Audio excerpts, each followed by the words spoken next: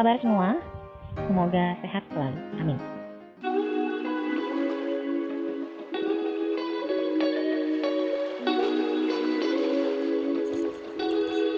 Pertama, belajar. Sudah cukup jelas kita harus memahami apa yang menjadi isi dalam skripsi kita, bagaimana penelitian kita, dan termasuk referensi-referensi apa yang digunakan dalam pengembangan isi laporan skripsi kita. Kedua, sehati dengan skripsinya. Artinya, Anda harus benar-benar menyukai skripsi Anda, menyukai judul atau topiknya, dan menyukai penelitian Anda. Dengan demikian, Anda sangat memahami apa yang menjadi isi dari skripsi Anda. Ketiga, minta didoakan oleh orang tua ataupun wali, bisa walinya kakak, adik, ataupun paman dan bibi, kakek, nenek, supaya nanti skripsinya lancar, bisa menjawab pertanyaan, dan presentasi juga lancar. Dan lebih tepatnya sukses dalam sidang skripsi. Keempat, kenali karakter dosen penguji. Bisa dengan mencari tahu bagaimana karakter dosen A, B, C melalui kakak tingkat.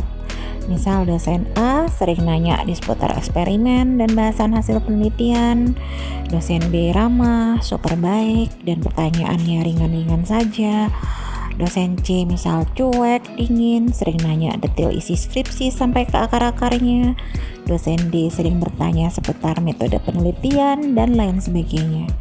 Itulah pentingnya mengetahui siapa saja dosen penguji Anda untuk menyiapkan diri sampai pada saat hari H sidang skripsi Anda. 5. Dasar memilih judul skripsi. Apa sih yang melatar belakangi pemilihan topik? Apa minat dan bakat terhadap bidang topik tersebut?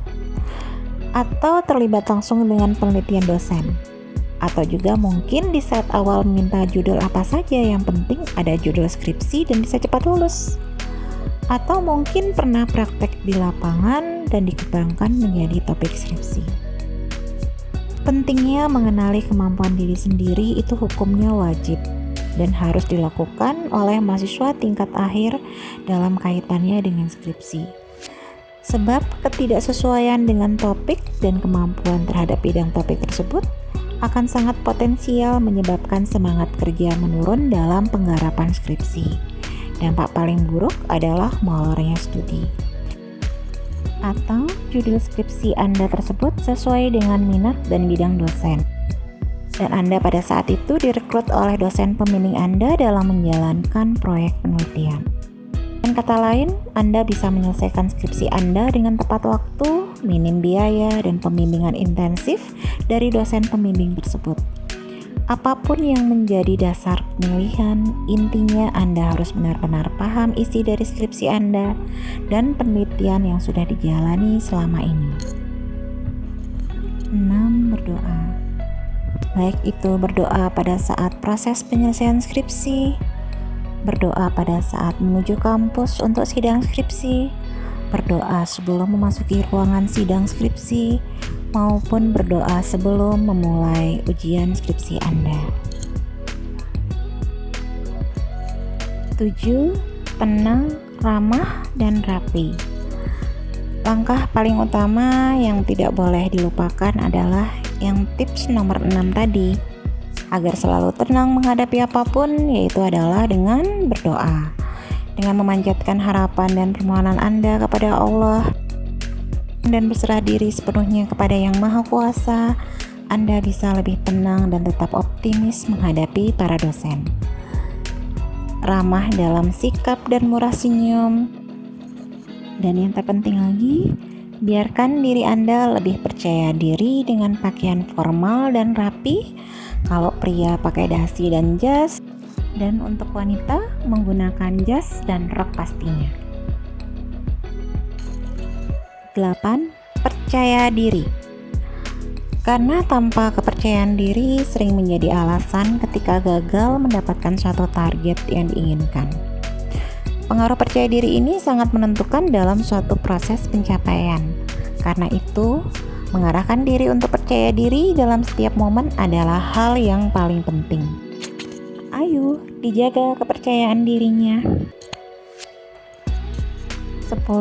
Pandangan mata. Pada saat presentasi, fokusnya jangan terlalu sering lihat laptop atau tayangan yang ditampilkan. Lebih sering-seringlah melihat ke arah penguji. Pada saat ditanya oleh penguji juga pandangan mata fokus saja ke arah penguji. Jangan lihat sana sini, jangan lihat jendela, papan, lantai, dan lain sebagainya.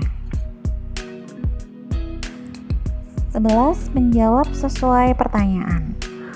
Jika ditanya A, jawablah yang sesuai dengan A. Jangan mekar kemana-mana. Satu kalimat saja, fokus dengan pertanyaan. 12. Menghindari kata mungkin.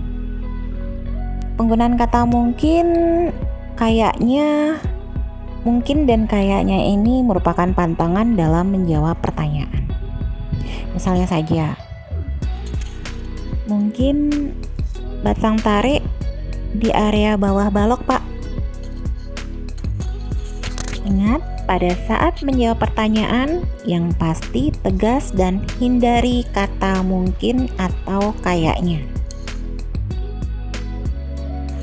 13. Jangan menghafal.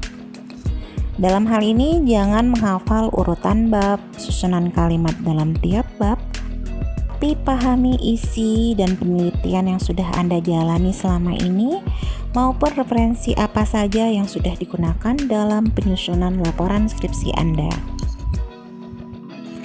14. Latihan.